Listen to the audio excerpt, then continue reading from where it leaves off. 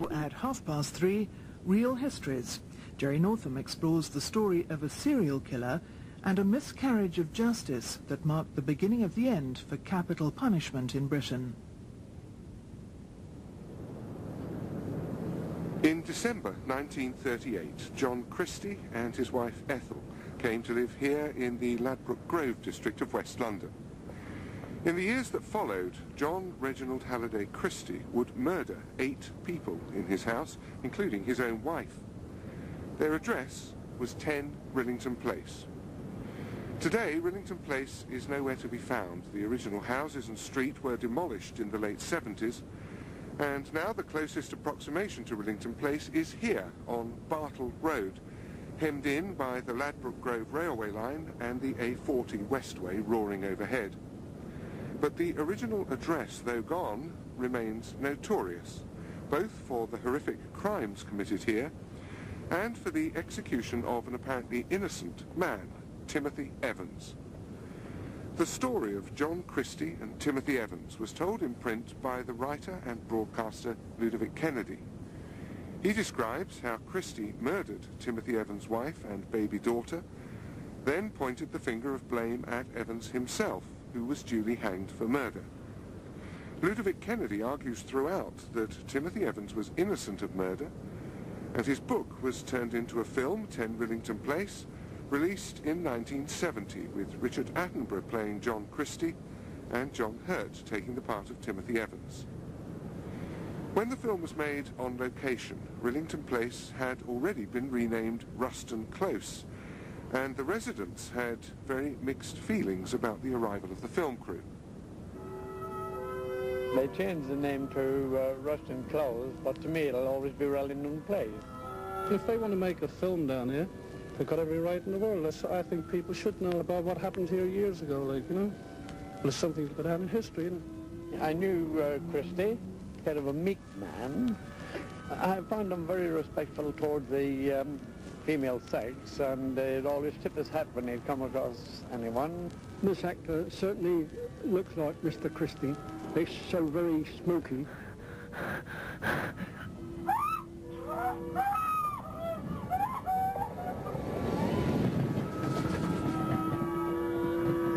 You take off this. You don't supposed to come here. Switch it off.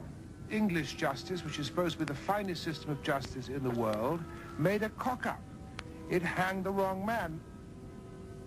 At his Oxfordshire home, now Sir Ludovic Kennedy explained how and why he took up the case of Timothy Evans. I was doing a certain amount of reviewing at that time for a magazine called Truth, and one of the books that was sent to me to review was called The Man on Your Conscience by a London solicitor called Michael Eddowes, and it wasn't very long. It was about 100 pages, but when I'd read it 3 times, I was satisfied that this man was trying to show that Timothy John Evans had been hanged for a murder which had not been committed by him, but by his fellow lodger, John Reginald Halliday Christie. And that's what set me off on the whole thing. At the time, we hadn't heard about miscarriages of justice. You presumably hadn't heard about miscarriages of justice. No, so did it seem to you credible that the wrong man had been hanged? Well, it was quite a shock to have to admit it to myself, quite apart from convincing other people. But that's how it turned out. And as a writer, one is always after the truth. And the truth, as I saw it, was that this is what had happened. There had been a very grave miscarriage of justice.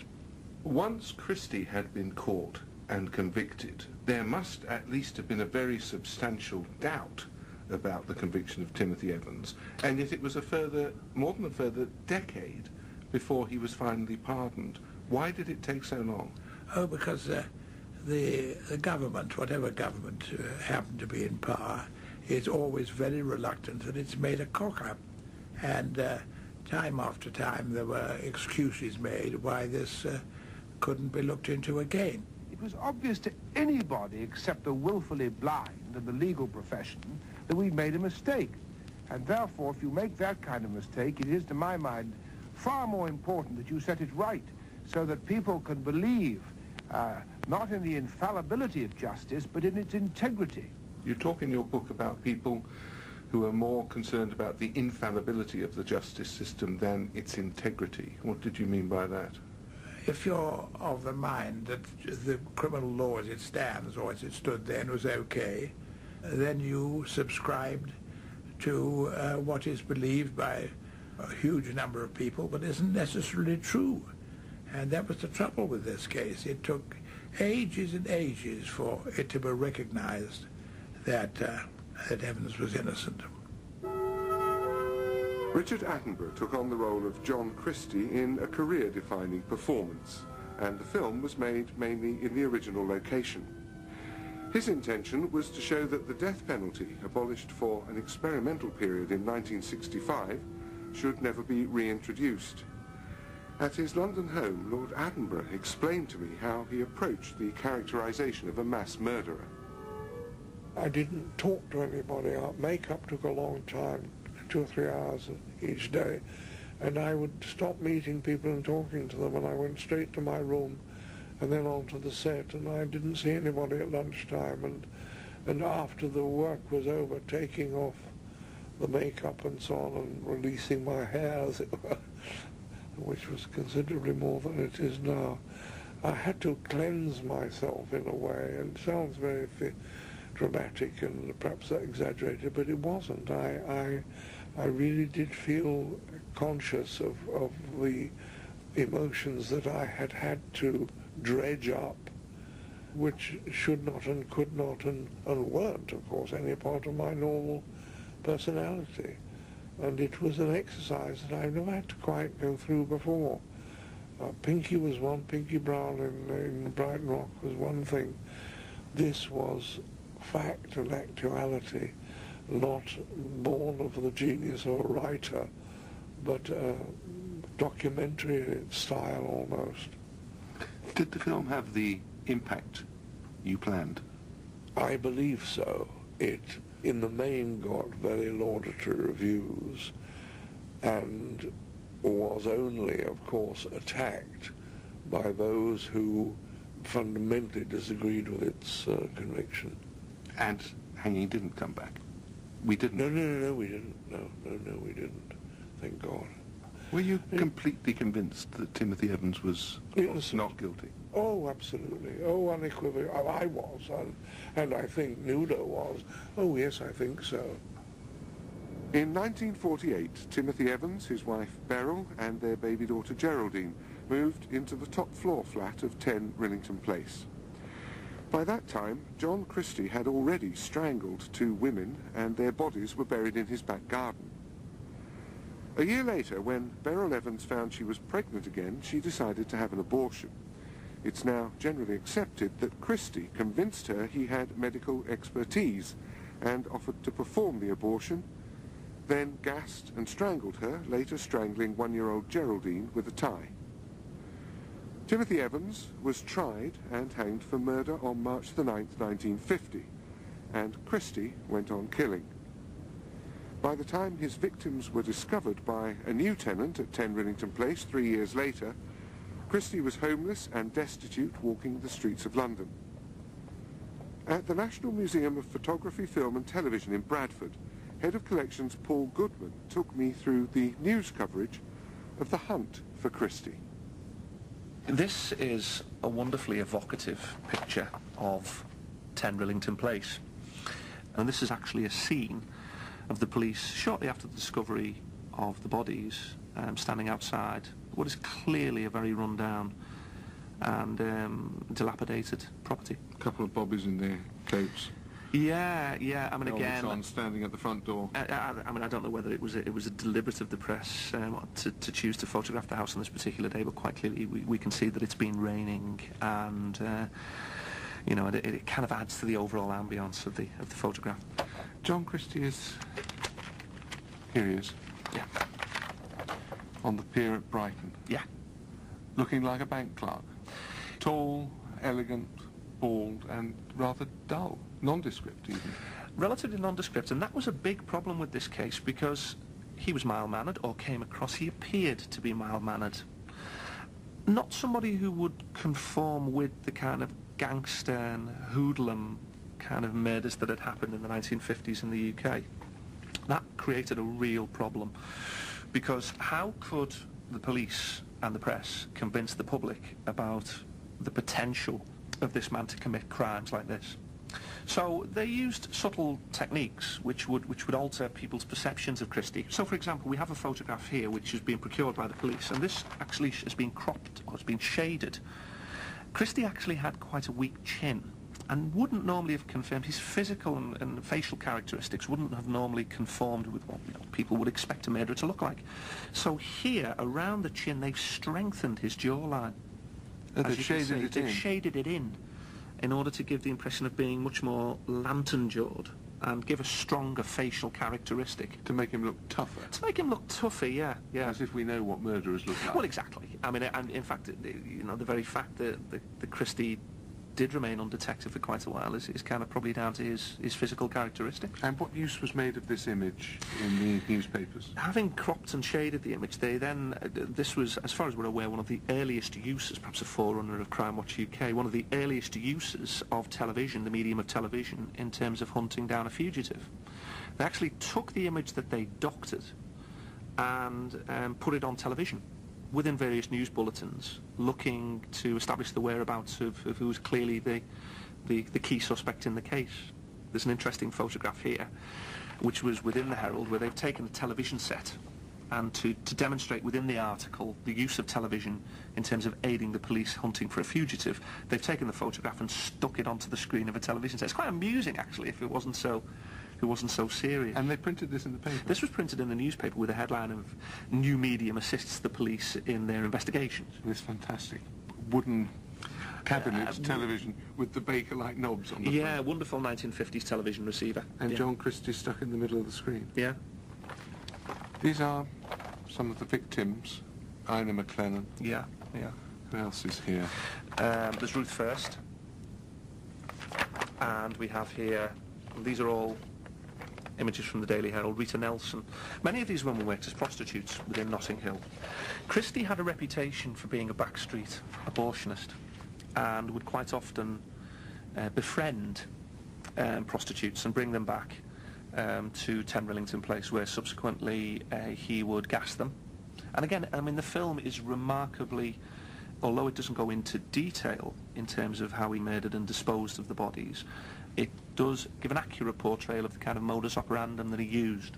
He gassed them to make them drowsy? He would say that he was putting them under some kind of anaesthetic in order to perform the abortion. And what he would do is he would attach a pipe to a coal gas outlet with a bulldog clip on, and then he would run it through a mixture of balsam to take away the coal gas smell. And with a homemade mask, he would press it over the individual's face and ask her to breathe more deeply. And as she began to breathe in, he would take the bulldog clip off the pipe, allowing the gas to come through the balsam and literally poison the woman. Within seconds she would become drowsy, although there would have required physical force to hold the mask in place once the woman realised what was happening to her, but by then it was probably too late. And he actually killed them by strangling? Yeah, what he used to do is, after having gassed them, he would then strangle them to make sure they were dead and perform sex acts on the dead body. It wasn't unusual for him to retain trophies from the body, and, as was subsequently reported, they actually found a human thigh bone propping up one of the fences in the garden. Now, how do you deal with a character like Christie? The most awful sexual pervert, but a man of such frustration and such sexual drive that he could not find any peace or satisfaction in anything other than this necrophilia. I mean, it's quite extraordinary. He was a mild, charming to a certain extent, and slightly sinister, I think. But when I talked to the detectives and the police, they didn't find him, they wouldn't have apprehended him walking down the street, you know. I acted with a great actor called Edward G. Robinson. He always said to me, "Richard, no matter what you bring to the characterization of any human being that you present, however dreadful, however awful, however abhorrent that person is, you've got to find the truth in it, because unless in your eyes there is that element of absolute conviction, you will not get away with it on the screen. You will not get away with it. And so it was a strange feeling, because in Rillington Place I actually had to perform the most terrible scenes and so on. And in the knowledge that we were making that film where all those murders took place, I find it quite difficult at the end of the day to face my family. I needed time to, as it were, get rid of what I've, as an actor, had to bring to that performance. Now, all that sounds perhaps a bit fancy and so on, but it isn't in truth.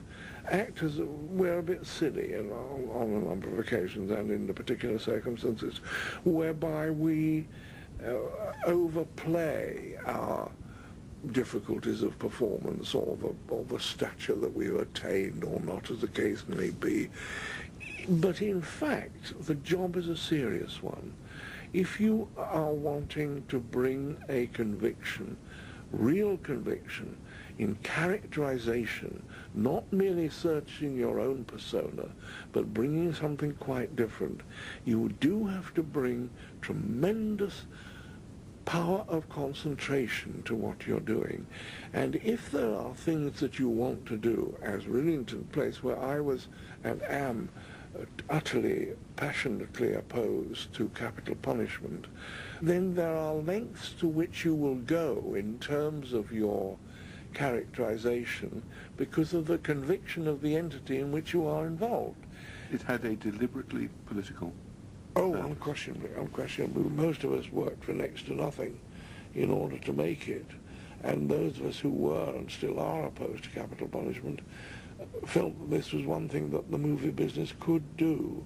So we set about making that movie as fast as we could in order to get it out, in order to try and give a platform for the anti-capital punishment conviction. The idea there could be a miscarriage of justice then was something that the British public found quite shocking. Oh, yes, indeed. And may have resisted. Indeed. Oh, indeed. When Timothy Evans stood trial for murder, it took the jury just 40 minutes to find him guilty of killing his daughter Geraldine. Of course, they knew nothing of the bodies lying in John Christie's back garden at the time of the trial, and Evans had apparently confessed to killing his wife, so all seemed very straightforward. He was a man with a violent temper, little money, and a desperate situation with another child on the way. Ludovic Kennedy again. He didn't help himself, I'm afraid, but then he was a man of very poor intellect, and he was illiterate, you see. I mean, that was another thing about him, poor chap. He simply, all this was far too much for him. He was pitched into something way beyond his understanding, and he was vulnerable. That's why he agreed to make a confession early in the morning after the police had been going at him all night. No jury would think that a man who would, as they thought, voluntarily confess to a crime would do so unless he'd actually committed the crime. That's the trouble. You make a strong contrast between the language in the statements, which reads like almost stereotypical police language, yes, and Timothy Evans' own ability with words, yes, or inability with yes, words.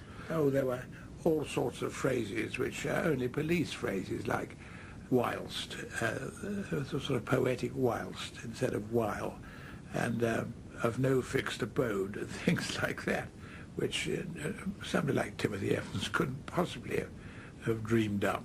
What do you think happened that night in Notting Hill Police Station then? I think that the police just hammered away at him. The News Chronicle rang up the police at 3 in the morning and said, were there any further developments? And the police said, no, he's still being interviewed. And it wasn't until, in Evans's view, about 5 o'clock in the morning, that he finally broke down and agreed to a confession. But why did he then confess in such detail which was provably wrong, to something which he hadn't done? You see, you've got to understand in those days what the police attitude to people who they were convinced were guilty was. and it was absolute certainty in their own minds that the man that they were interviewing was guilty. Absolute certainty. They wanted to get confirmation from the suspect's own mouth that he'd done the things that they believed he'd done. And that was what hanged him, wasn't it? That was what hanged him. Although, if you remember, I was lucky enough to get hold of the details of his last days and weeks in prison, when he denied all knowledge of it and said that he'd been bulldozed into this. But of course nobody believed him. Why should they?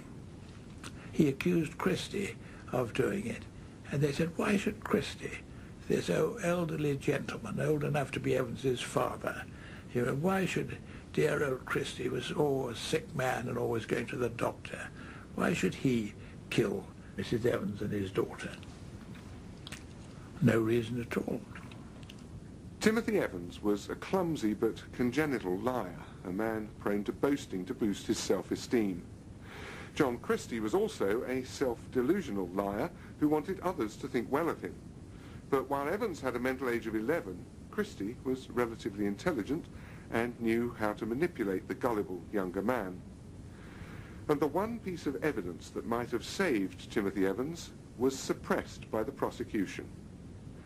Two workmen were prepared to give evidence that there were no bodies in the wash house when they were working in there, which was several days after Timothy Evans had supposedly hidden them there. These statements never came before the jury, and the defence remained ignorant of their existence. Christie was finally arrested in March 1953 and tried in June. He was found guilty and hanged on the 15th of July. Why did Christie not confess to murdering the baby? He did confess in graphic terms to the murders and sexual assaults of the women, but not the baby. Why not? Well, he got quite near to it. He said, if there is absolute proof that I did murder the baby, I would have to admit it, but I understand there is no such proof. And so he got himself off the hook in that way. And don't forget, Christie, deep down, was a Puritan. He minded a lot what people thought of him. And it was quite one thing murdering a number of tarts in 10 Rillington Place. But to murder a baby, a little helpless child, was something he was not prepared to admit to, because he knew how the world would have condemned him for that. And that wasn't a murder which he had committed for what he called the quiet, peaceful thrill that he got from those murders of the women. He killed the baby because it was inconvenient. That's right. Killed the baby because it got it out of the way and people would stop asking awkward questions. We have exhibits here from the Christie murder. You can see in front of you that certificate of service, because of course that John Reginald Halliday Christie during the war was a reserve police officer working out of Harrow Road. He was asked to leave after interfering with ladies in the canteen. Inside Scotland Yard's Crime Museum, curator Alan McCormick keeps some of the material evidence relating to the Christie case. John Christie moved out of 10 Rillington Place and the house was taken over by Mr. Beresford Brown. He tried to put up a shelf to put his radio in the kitchen area. As he did so, the wall behind the shelf actually started moving. He pulled back the wallpaper and found it was a door into a pantry. Looking through a crack in the door, he could see 3 semi-naked ladies all sitting one behind the other. Police were called, a search of the house was done, and underneath the floorboards in the front room was the body of Ethel Christie, John Christie's wife. At the back of the exhibit you can see a plant root. At the base of that root you can see a vertebrae. They went to see a botanist and they said to the botanist, how long would it take for that particular root to grow that length through the vertebrae? They said, tell me the type of root, the soil type and the rainfall for that area. Putting those 3 pieces of the equation together, they established that that body had been in the ground for at least 9 years. Further search of the garden revealed those pieces of that skull there, which had been put together. There was 108 pieces put together around a mould of wax. So that established from that skull that it was a lady. Beside the body, beside the bones, was the jaw, and in that jaw you can see teeth. One of those teeth has been filled, and that filling is an amalgam of mercury and silver. Never been used in this country. They did a search of all countries to find out who used that combination, and it was established it came from Germany. Searching the records of ladies that went missing in 1943, and there was some 8,000, they found an Austrian lady who lived 2 streets away from Christie by the name of Ruth First, and that is the remains of her body. After the execution of Christie, the legal and political establishment refused to accept that Timothy Evans had been wrongfully hanged. The official line was that 2 killers resided at 10 Rillington Place. Later, it was argued that while Timothy Evans probably didn't kill his baby, Geraldine, he did kill his wife, Beryl, the crime he'd not stood trial for. In 1966, Timothy Evans was pardoned by the then Home Secretary, Roy Jenkins, and finally in November last year, for the first time in 54 years, 2 High Court judges made a declaration of his innocence of both crimes. There are still those who argue that he may have had a role in the murder of his wife and child, but it seems certain that Timothy Evans was an innocent man hanged in perhaps the most notorious miscarriage of justice in British legal history. The death penalty was finally abolished in the UK in 1998 and cannot be reintroduced under the European Convention of Human Rights. Ludovic Kennedy again. A lot of MPs, Labour MPs particularly, in the House of Commons, were influenced by this book and the case to vote against the death penalty. Mark you, we were one of the last countries in the world to give it up. I think every other country in Europe, almost every other country in Europe, had already given it up. What do you think of the film? Well, I loved the film at the time, and I think it captured that poorly claustrophobic atmosphere that existed in 10 Rillington Place, that awful little...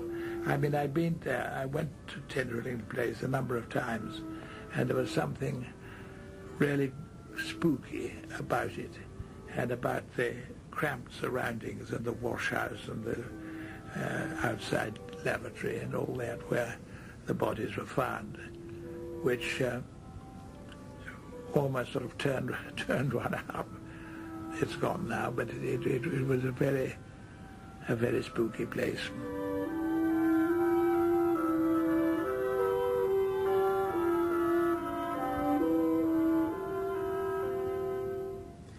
Real Histories was presented by Jerry Northam and produced in Bristol by John Byrne. Next week, the people of Nuremberg remember when the Nazi Party rally came to town in 1934. But does the record of that event, Triumph of the Will, deserve its reputation as the most infamous propaganda film of the 20th century? Real Histories at the same time next week.